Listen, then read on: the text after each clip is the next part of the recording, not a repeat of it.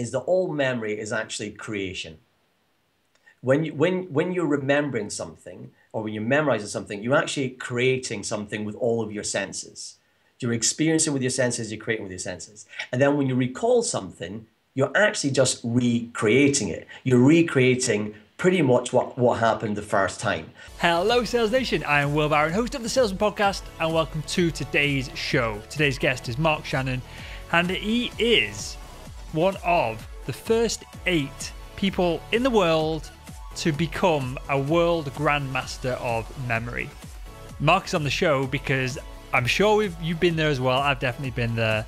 You go to a conference or an event or wherever it is, and you see that potential customer, that prospect, perhaps you haven't spoke to them in a few months, you can't remember their name. You know their face, and they come over to you and there's a really awkward conversation. And I'm sure, and I've experienced this as well again, the opposite of that, of when you do remember someone and you go over to them and you say, hey, and how's the dog, or are you still kayaking, or how was the mountain biking, or whatever it is that you've remembered that they're into, they are blown away, and there's a real opportunity to build massive rapport with the prospect in that situation.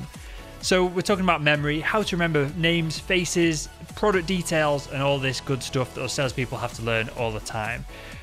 To find out more about Mark, you can go to markshannon.com. He's got a course on there called Total Memory Blueprint. He's also got a book, How to Remember Anything, Teach Yourself, essentially going through the process that we go through today on today's show in more detail. And you can find out everything that we talk about, all the links I just mentioned, and a whole lot more in the show notes of this page over at salesman.red. And with that, let's jump into today's episode. Hey, Mark, and welcome to the Salesman Podcast.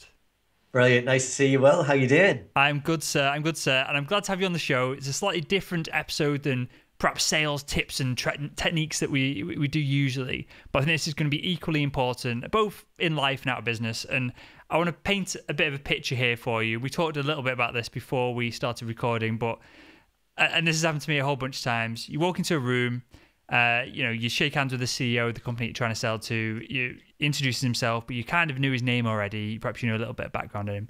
Then his CFO comes over, get introduced to you. You're trying to remember the CFO's name Then he says something witty that you're trying to remember for future conversations to bring up. Then someone else comes over, and then someone offers you a cup of tea or a sandwich or a croissant or whatever's going on in the hotel that they're offering you. And you don't really need to remember their name, but it'd be polite if you did. And then by the time you're 15 minutes into the conversation, and this has happened to me so many times, and the only way I've got around it is by, as soon as I can, scribbling everyone's names down on a piece of paper, which isn't ideal. Mm-hmm. I've forgotten everyone's names, and I'm shattered just from trying to process everything. And we've not even talked about business yet. We've not even tried to build rapport or done any of the steps before that. So that's what I want to come on to, perhaps towards the middle of the show. Any techniques and tips from your perspective that can help with that. But I think what's going to be useful for both me, because I find all this interesting, and then the audience as well, is perhaps start at the very basics of all this, Mark. And I know this is a clearly leading question, because I know it's not as simple as this, but is memory as simple as you see something or you sense it or you hear it, it goes into your short-term memory and then it goes into your long-term memory? So we just need to optimize that process. Is it as simple as that? No. in a word. I guess maybe a simple way to think about it is that all memory is actually creation. When you're remembering something or when you're memorizing something, you're actually creating something with all of your senses. You're experiencing with your senses, you're creating with your senses. And then when you recall something, you're actually just recreating it. You're recreating pretty much what happened the first time. So when you see something, when you remember it, you're then seeing it again. When you hear something, remember it, you're hearing it again. So that's probably the simplest way, maybe, of trying to think about memory and also recall. And this is quite key when it comes to how you might improve your memory. Because when you understand that all memory is creation, then all you have to do is get really good at recreating things. So rather than thinking about remembering or recalling, just get really good at recreating. And there's a whole bunch of strategies you can use in order to make that simple, if that kind of makes sense. That makes total sense. Okay, just on this point before we move forward then, when you really want to remember a moment or someone's name, we'll keep with name for the moment because I think that's really just a practical use of all this. Is it which is the important part? Remembering the name, like, and storing it in that instant, or is it, as you alluded to, then the recall aspect of it? Which is the most important if you want to pull it back out at a later date? I would say all of those. So I have 5 steps that I suggest to people when they want to remember names. The first one is prime your brain, because most people, they're just not paying attention. Because they walk into the room and they're thinking, there's, 5, 10 people here. I have to remember their names. I have to remember the person who's having the coffee. I have to remember the person and what I've said to them. They're thinking about so many things. They're not actually focused in the moment. And so what I suggest is step number 1, you prime yourself, which is ask yourself the question, what is interesting about this person?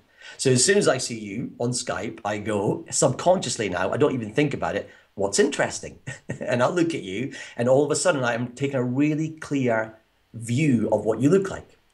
And so that's step 1. And let's just stop on that. So what, practically now, without saying I've got big ears or a weird face or something, what would you say that you'd remembered from me now? If I turned off the screen, what would you have stored from that perspective? Okay, so if I would close my eyes, pretend I have, then I can see the shape of your head. And by the way, never tell anyone what your pictures are. I'm getting scared that I shouldn't have asked now. Yeah, I know. So I'll see the shape of your mouth and the smile, because I see you smile quite a lot. So that kind of sticks out in my mind. I see the shape of your head, your eyes, your glasses, the kind of how your hair is, and I was kind of wafting there. And I get all these images in my brain. But really what I'm trying to do is just pay attention, and so that I really remember your face. And most people, they just don't do this because they're not looking, they're not watching.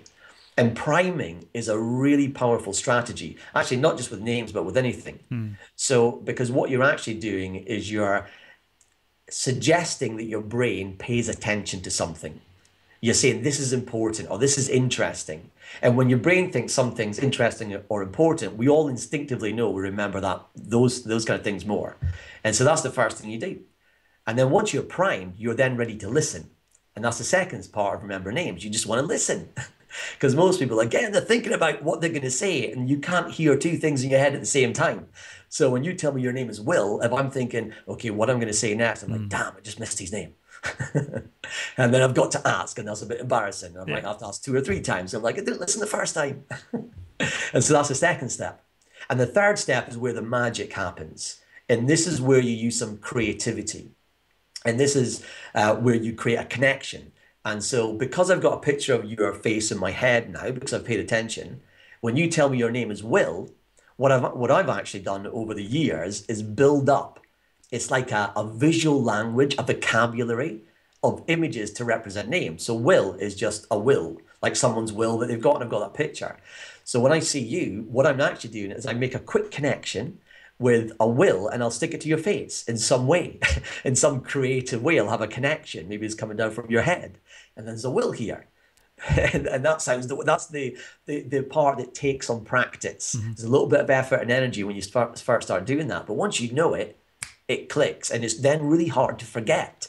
It's not that it makes it, it's hard to remember. It's now hard for me to forget your name's Will for the next hour while I'm in that room. And then it leads on to the next couple of steps, which is step 4, which is just use it, take some action. So it's really important that as soon as I meet you, I say, Will, nice to meet you, Will. And I just say the name, once or twice. I make the connection, I hear it while I'm seeing the picture, and then there you go, now I know your name. And I could do that with 5, 10, 20 people in the room and feel confident. And that's the other thing that happens. You get a boost of confidence that you can then go talk to people. And there is a 5th step. And this is really about rehearsal. And this doesn't happen when you're in the room with people. But over the years, what I've noticed when I ask groups of people when I'm doing a talk or a seminar, I'll go, what's more important to you? To be able to walk into a room and remember 20 people like that, or be able to remember that one person you met last week when you were at that networking event, and they come up to you and they go, hey, Mark, how's it going? And you go, great. And you go, what's their name? And what people tend to say is that latter one is actually more painful, because people don't actually expect you to remember 20 names. I mean, you can't do that. It's more than possible. However, the other one is the one that causes people pain. And so this is where rehearsal comes in. And so the strategy I suggest to people, because people are building up their networks anyway, especially in something like LinkedIn, is just spend some time, create a little tiny habit to go review the people that you've met. And what this will strengthen your technique of creating images, and it will also allow you, when you meet that person 6 months down the line, you know who they are. Okay, so I want to come back to that final point. And I guess if we go through the other steps, the final point will cement it all, because I know, and I'm being invited to more and more events at the moment. People want to spend more time and get promotion from being on the podcast. So it makes total sense. But I'm going to these events and I'm having those situations happen as you just described of, someone, perhaps not people who've been on the podcast, because I'm pretty good at taking time and effort to follow up with them and keep in touch and that kind of thing. But perhaps it would be someone's PA or someone from the company that I've dealt with who's helped set up an interview, or things along those lines, where I've not spent a lot of time speaking like we are now, Mark. Yeah. And it's so embarrassing. So I always have to then, kind of almost excuse myself, then get on my phone and go back through the emails and try and piece it together, and then go and find them later on, and then pretend that I didn't not know their name. But they know it at that point. It's all a bit awkward and weird. So we'll come on to the rehearsal side of things. I think that is something very specific, and I think that's going to be very useful for salespeople who are in the longer term, more complex sales, when they are going back and forth with people over the course of 6 months, a year to close a deal. But something I picked up on then, and I've heard this anecdotally, but I'm not sure how true or useful it is. But do we remember visual cues more so than audio? For example, like someone's name, and you use the example of sticking a will on my head. Is that the case? Or to remember one thing, is it better to just have as many ties to it as possible? Is that the truth behind it? I guess more the latter. However, there's more neurons dedicated to the visual system in our brain than any other sense, and we do all have great visual memories, even if you think you can't visualize. So I never thought I could visualize when I was younger. In fact, I wasn't very good at being able to see pictures in my head, or at least I didn't think so. And so what I found is, by using some of my other senses, I was quite kinesthetic. And also I was quite auditory. So I'd ask myself a question. So in order to improve my visual senses, I just say, what do I see? And I'd ask myself that question. And I didn't get a clear image straight away, but I could imagine it. Like if I was to ask someone who said they weren't visual, what did you eat for breakfast? They could tell me what they ate for breakfast. And I would go, how do you know? And they go, well, I know, but how do you remember it? And basically they're seeing it somewhere in their head, even if they don't feel like they are. And so when you show someone how to improve their memory, you do focus a lot on spatial and visual memory, because that really helps to make things stick. But if you want stuff to really stay for long term, one of the things that I recommend is that you get as many senses involved as you can. You create experiences. And the same way, when you remember the birthday party you were at a few weeks ago, or the event that you were at, and you can explain it in detail, you create that same kind of experiences in your mind when you remember information. And there's a way to, code information up, and basically use this idea of take information and you turn it into pictures, essentially, and you connect those pictures together in your mind. And what's amazing is you can remember huge amounts of information using this simple technique, and it sticks. When you first do it, it kind of blows your mind a little bit, because you go, I can't believe I just remembered all those things and they're in my head, and now I can't forget them. So is this the memory palace technique?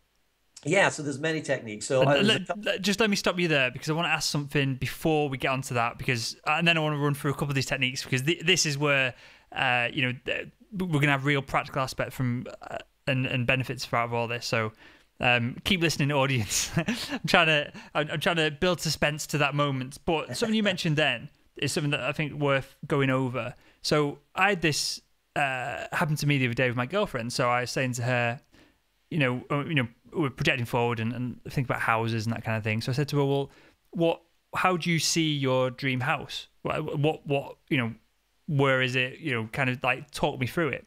And she was just like, well, what do you mean? I was like, so I've got this vivid image in my head of the size of it, even just the car in the front that I want, and, projecting 10, 20 years in the future. And she just couldn't understand the question that I was asking her.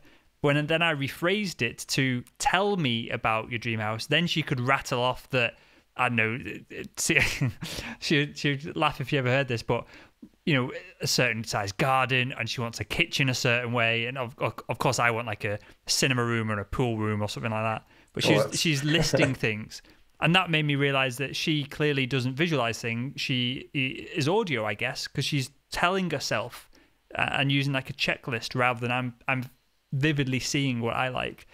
And so that made me think, when you were going through that then, Mark, of even though we want to tie as many senses to each memory to get it stuck in there, do some people learn and memorize in a specific way? And do we need to tailor what we're doing for the best efficiency to one of those specific methods? Or does the framework just work for everybody? Yeah, you definitely have to tailor. And so people will tend to veer more to be visual, be more auditory, like you say, or be more kinesthetic. Those are the three primary modes that people will be. What's interesting is that when your girlfriend's going through the list, is that she will be visualizing somewhere. It just won't be the same way that you visualize. And actually, that auditory route is the way in to help her bring stuff to life and visualize. So you'd say things like, tell me about it. That's exactly the kind of thing you'd say. And therefore, you will get some images that will be popping up there, even if they're not conscious immediately. And so when I work with people, it's always about making the strategies personal. So I'll give frameworks. I'll go, here's the frameworks. There's 5 steps to do this, or there's 3 steps to do this, or here are the 7 things you need to go through. And then you'll give people the framework and then go, now adapt it. Think about, how does this work for you? What way would you change it? And then also think about, how would you use it in real life? Because one of the things that I've done for, the last 20 years with these strategies is always bring it back to, how do you use it? Because yes, you can memorize 1,000 digits or packs of cards or, random words. But what use is that? It's actually, there is some use in it. It can train you. It can get you strong. It's like going down the gym. But really, you have to then bring it back to, how do you actually use it in real life? Okay, cool. And I've just had a thought now, and perhaps give me a very short answer on this. And if it's possible, we can perhaps look at it in another episode, because I think the names thing is going to be useful. We need to stick on that topic. But is it possible then to understand the person you're speaking with, perhaps, and not incept a memory into their brain, but is there a way to perhaps paint a picture of, for example, your product and put it and get it into their memory and deeper into their memory so that they don't forget you? Because there'll be certain circumstances where people will be tendering for business, and so if you can get them to remember your product and you're top of mind, then you're more likely probably to be chosen if everything else is similar. I think going to what the outcome that they want is a useful way of doing that. So if you discover, this is something I do when I work with people initially. I'll use something called the GROW model. So I'll go, what's your goal? And they'll figure out what their goal is, and I'll get them to describe that in some detail, just very quickly in about a minute.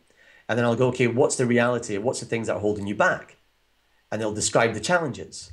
And then I'll go, okay, if you could flow towards that goal, would that be good? And they go, yes. And then you go, well, actually, there's some strategies here I could offer you that would allow you to do that. So immediately what you've done is set the outcome, set the reality, and then give them a set of strategies. And I guess that might be similar to me going, here's the product, and then making it fit into their world very quickly. You can do that in like 2-3 minutes. And so in that way, then they do have a memory in their mind of going, oh, okay, I want this thing, and I could use these strategies. And now I think about this product when I'm thinking about what could solve these challenges that I have. So by doing that, you're tying their end goal, which they've chosen and it's set, and you're making your product integral with the process to get there, I guess. Yeah, that's right. Good stuff. That's interesting. That's probably a conversation for another time, because I can see us going down a rabbit hole here and being on the call for like 5 hours. So Mark, let's get back to remembering names then. And yeah, we started going into then a process of linking things together. Tell us a little bit more about that. Okay, so this is where you get creative. So how this works is I'll look at a person's face. Let's say I'm looking at your face, and I'll go, what's the shape of your head? And I'll go, what's the shape of your eyes, the shape of your nose, your mouth? And I do this rapidly. It's under a split second for me now, but in the beginning, I used to deliberately go, what's interesting, and go through each feature. And that would train me very quickly, within a week or two, how to create clear pictures of someone. So that's step one. You need to be able to do that. And then you have to be able to create quickly a picture for names. And what will happen is you'll build up a vocabulary. So Will is always a Will. John is always a toilet seat, as in the John. Never tell people, like I say. Sarah is always a UFO because it soars through the air. And so Jill is a goldfish. So every name has a picture. Sometimes you'll get a name which is more difficult and you've got to think on the fly. And for those names, what I sometimes do is just use a letter. So I meet someone called Krishna and I go, okay, I don't immediately have an image for Krishna. I might just imagine the K. But when I meet them, I'll go Krishna and I'll say the name aloud. And within a minute or so, I'll have an image. And so that's what you do. And then you connect them together. So for Will, I'll take this Will and I will connect it. Let's say I might connect it to your glasses or to your head or to your hair. But what's important is that I say the name aloud while I'm seeing the connection, so that I don't call you Wall or something else. And what's happening with your brain as you do that? Tell us a bit more of the specifics behind why that works, perhaps. So I guess basically it works because if you go back to when we were hunter-gatherers, we needed to be able to remember where the food was and where the danger was. And so from that early time, our visual and spatial memories had to work really well.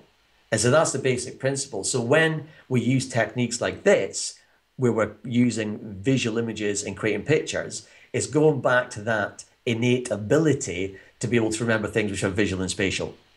And this is the techniques that the Greeks invented. It was called the art of memory. And they've been using, started about 2,000 years ago. And this is how there was actually I won't go into it, but there's a story about the guy who started it, Simondus of Ceos. He was a poet and everyone died in this building. He was at a banquet and he was able to remember where everyone sat and tell the families, oh, this was your loved one. So it's not the cheeriest of stories. It's the Greeks. I don't know. But because of that was apparently where the art of memory came from, because he realized that we remembered things which are visual and spatial, if that makes sense. So how much of this then is and I guess looking at you now versus when you first start doing this, how much of it is conscious process versus, I don't know whether you dive into the subconscious and that side of things when you are just doing it, when you're getting into the innate side of things, as you mentioned then, how much of it is how much of it is physically and consciously, I'm doing this, this, and this, and this, versus you just remember it? Yeah, so in the beginning, it's all conscious because you're learning a new skill. And like any new skill, there's a learning curve. You have to put some effort in. So you learn the chain method technique, the memory palace technique, reference story technique. You learn all these techniques. And then what will happen, like any other skill, is it starts to become more second nature as you start to go through the learning curve. What I also share with people is strategies like tiny habits. So how do you take these techniques and turn them onto automatic? So have them start to happen without you thinking about it. So names is a great example for this. I usually have 3 specific tiny habits. I teach people to remember names. So they don't have to think about priming. It just happens because they'll forget. What will happen is you'll teach people a technique and they'll forget to prime. They'll go, oh, damn it, I didn't prime. So you have to make it automatic. And then you'll also work on all the belief systems. So I'll go and I'll figure out what are the beliefs that are getting in your way, and then you'll change the beliefs, whether it's through hypnosis or some NLP or some other kind of strategy, and you'll start to help people kind of rewire some of those beliefs. So what would a belief be that I'm just bad at remembering names? Yeah, that could be the first belief that comes up, and it might be I'm bad at remembering names. I'm scared I'm going to forget. I always forget names. It's really embarrassing when I do that, and all this anxiety will come up. And you know what it's like when you get anxious? Then your brain shuts down and you want to run or fight. It's the fight or flight thing that kicks in. And so you have to be able to calm that down. Brilliant. Really enjoying this, Mark, because it's deeper than what I even thought. I've got a basic knowledge of some of this, but yeah, I would never have thought, but it makes total sense now you've said it, that your belief system can affect all this, because I know one of my girlfriends or girl mates, Yeah. She's terrible at remembering names, and she always goes on about it. And every time I introduce someone to her, the first thing she says is, "I'm really sorry. I apologize now. I'm really bad at remembering names." And then she's almost, by doing that, I guess, not having to remember a name, and so she never gets any better at it. And so that limiting belief has a real obvious effect on her. Yeah, no, that's exactly what happens. I worked with a client before Christmas. She was 64, doing the California bar exam. She'd failed twice before. And when I was working with her, I realized that actually all the memory strategies were working really well. She knew everything. She knew so much. And I thought there's got to be something else. And so I found there was a belief. There was a whole set of beliefs, actually. So we started to just unravel those beliefs, replace them with new beliefs. And she walked into the exam, she passed it, and then she went and set up her own practice. Age of 64. I was like, wait, this is great. So usually what I do is when I work with people, I start with the beliefs. I never start with the memory techniques. Well, sometimes I do as a little teaser, so you know what's coming. But generally, if you really want to create some change, you have to shift some of the beliefs that exist. Otherwise, they're always going to slow people down and get in the way. Definitely. Okay, final thing. Let's come back to this idea of rehearsal. Is this as simple, again, as you go into an event, you look up people on LinkedIn perhaps that you think are going to be there, and you just take a quick 5 minutes, you just be in the moment, you look through the profiles, and you are then, perhaps if you've put faces and images and sounds and smells or whatever to paint a picture of them when you first met them, is it just a case of trying to remember them and periodically doing that to keep your memory topped up, so to speak? Yeah, pretty much. It says you go on LinkedIn. If you've got a specific event, then you might have a whole group of people. You want to go, just going to check up on these guys. Otherwise, you'll just grab people at random. And what you'll find is if you got like 300, 400, 500 people LinkedIn, 1,000, whatever it is, if you turn that into habit and you just do it regularly, you pretty much get through everyone at some point on the list. And what's great about the memory techniques is that they don't just stick for a day or a week, that you can stick there for months if you create strong connections. So you've got quite a long cycle in which to get through everyone. And what it also does is then improve your ability to walk into the room and do 20 people at once, because you're getting really good at it. And if you're in some kind of sales job, then what tends to happen is you meet lots of people anyway. So you've got lots of chance to practice. Sure. And final thing on all this, Mark, before you tell us a little bit about the course in the book, and I've got a couple of questions to ask everyone that comes on the show. People, and I've experienced this, there's some people who just seemingly are amazing at remembering people's names, their past, previous conversations. Some of that perhaps, and salespeople specifically, is that they're writing notes during a meeting, and then they go out and they put the notes in a CRM, and then you can perhaps monitor these things over time. But I know some people who don't do that, but they wouldn't claim to have a photographic memory or anything of that nature. Are some people just better than others at this naturally? And final point in that, can everyone get to a really good point, or is there a physical hardware limitation to your brain of what you can and can't remember? So I think in the first one, some people are just naturally more talented at remembering, or they seem to be. What's usually happening there, though, when you actually quiz and question, is they have some kind of strategy they have developed over the years, and they might not even be conscious of it. But when you break it down and go, how do you do that? You realize they've got a number of steps that they go through. You go, wow, that's amazing. And unbeknown to them, they've got this framework that they put into play. It's like, wow, that's brilliant. And so that's one of the things I started doing early on when I started teaching people like 20 years ago, was finding people who were really good and go, how do you do it? I remember this guy called Philip Bond. He could remember numbers, like 400 digits. And he said he didn't have a system. He did. But when you said 467532, he'd say it's yellow, sticky, and it's scary. And you go, what? But he had his own framework for that, which he didn't realize. And what I found is over the years, and I wrote a game show back in the 90s, Memory Masters, and I would literally take people from all walks of life, people who said, I have got the worst memory. And I show them how to work with these techniques and then apply it to real information. And I haven't really found anyone yet who hasn't been able to pick up the strategies and put them into practice. Now, obviously, you've got people who are better at it than others. But really what you do when you work with people is go, where will it add you value and where do you want to get to? So people have their own benchmarks. And I work with some other people, who maybe they've had real challenges with a memory. and have had some successes there as well. Maybe I've worked with people who have, specific memory issues, specific memory problems, Mm-hmm.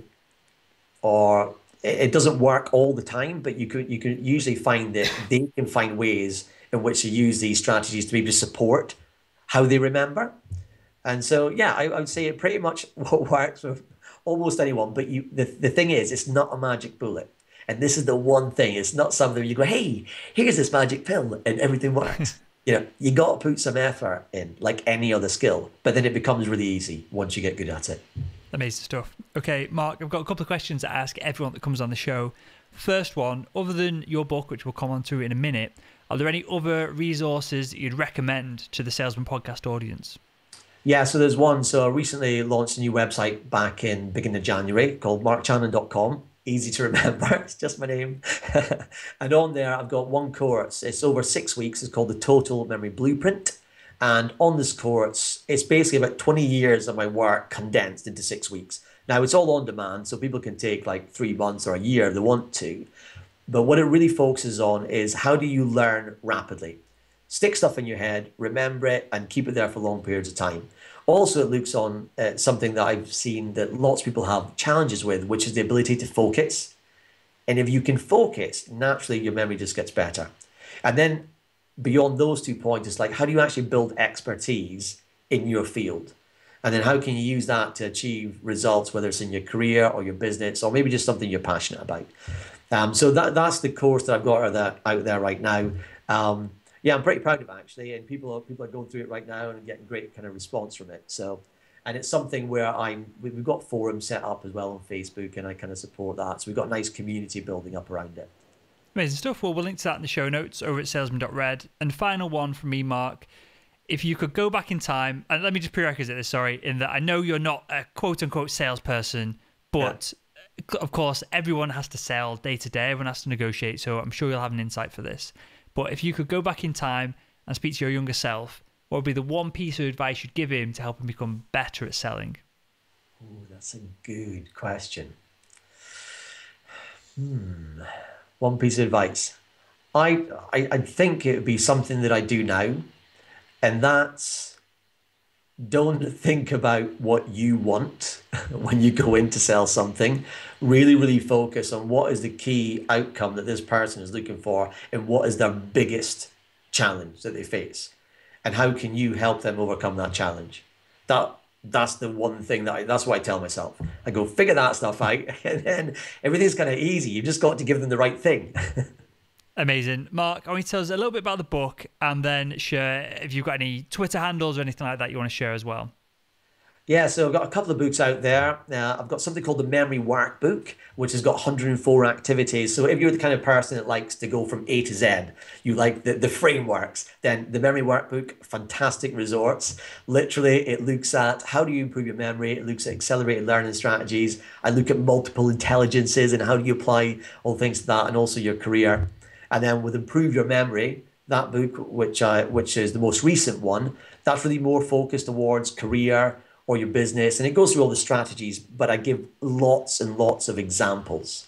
Because one of the things that I noticed when I started reading memory books is that there wasn't enough examples. I wanted to immerse myself in this stuff and go, show me how to do this and this and this. So I wanted to really, condense as much of that as possible into the book. So those are the two key books, really, that I suggest. Mark Channon, that's my Twitter handle. I also do something else on Instagram, actually. So I'm mark.channon on Instagram, and I tend to do these daily brain games, and I'll just throw up maybe 8 words and go, memorize this, and I'll give an example. So if you want to start building some strength and power in your memory, it's the simplest way to spend 30 seconds and have a little daily routine where you just improve your memory. Give yourself a little blast. Amazing stuff. Well, we'll link to all that, and especially your Instagram, because I follow you and I enjoy your content on there. We'll link to all that in the show notes over at salesman.red. And with that, Mark, I want to thank you for your time today. We'll have you back on in the future because I think there's loads of ways to get deeper into all of this, and I find it really fascinating. And I want to thank you for your time and joining us on the Salesman Podcast. Brilliant. Thank you, Will. Really enjoyed it. And there we have it. Thank you, Mark, for coming on the show. I massively appreciate it. Thank you, Sales Nation, for listening. As always, if you are listening to these shows and you're not yet subscribed, if you're watching this on YouTube, click the subscription button below. If you're listening on iTunes or Stitcher, make sure you subscribe and get the podcast straight to your phone or mobile device every day so you can listen to them and never miss an episode. With all that said, I'll speak with you all again tomorrow.